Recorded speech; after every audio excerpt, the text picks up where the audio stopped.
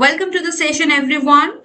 Today, we are discussing another important theory question from the Engineering Services Examination 2026 Mechanical Engineering Paper 2.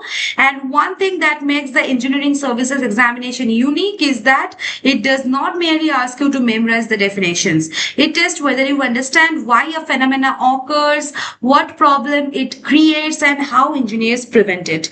And today's topic is interference in gears. And this is one of the most important concepts in the involute gear design because it directly affects the smooth power transmission, and the question on the interference are frequently asked in ESE. Let us first understand not only the definition but also the engineering concept behind the interference. Okay, now before defining interference, let us first recall one important fact. In involute gears, the power transmission should occur only through the involute portion of the gear tooth profile. Now, imagine that during meshing, the tip of one gear tooth enters so deeply that it comes into contact with the non-involute portion of the mating tooth. Okay, now is this desirable? Obviously not. That unwanted contact is called the interference. So in simple language, we can say interference is the unwanted contact between the non-involute portion of the gear tooth and the mating tooth during the meshing. Okay, and this unwanted contact disturbs the smooth motion. So I always tell my students, in gears, contact should happen only where the designer intended, and any extra contact is interference. Okay, and this one sentence explains the entire concept, I'm telling you. Now let us define interference. Interference is the phenomena in which the contact occurs between the non-involute portion of one gear tooth and the involute portion of the mating tooth, resulting in improper meshing. So remember one important point: the involute profile is designed to maintain a constant velocity ratio, and once the contact shifts to the non-involute region, the constant velocity ratio is disturbed, and therefore interference affects both motion transmission and gear life. So interference occurs before the beginning or after the end of the intended path of contact. Okay, now comes the most important part. That is what causes interference. Now look, there are basically several reasons. Okay, first is the small number of teeth. When a gear has a very few teeth, the involute profile becomes shorter, making the interference more likely. So this is the most common cause. Second is excessive addendum.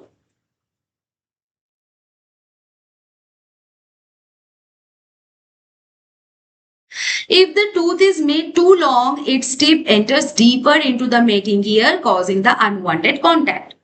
Third is incorrect center distance.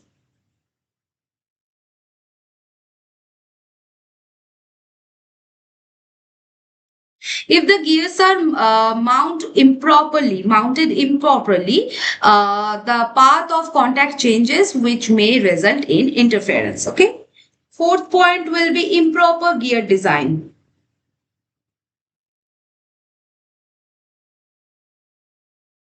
Wrong selection of module, pressure angle, or the tooth proportions may also produce the interference. Okay. Now, why do pinions suffer interference more frequently than gears? Because the pinion has fewer teeth, and the smaller the number of teeth, the greater the chance of the interference. Remember, okay?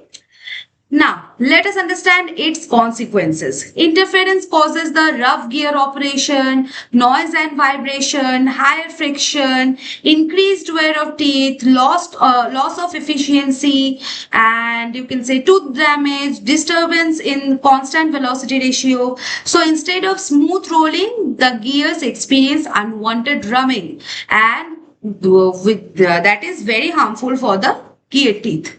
Okay. Now, students often confuse between the interference and the backlash. So let us compare them. Interference is undesirable extra contact and increases the friction, causes the wear, and should be avoided.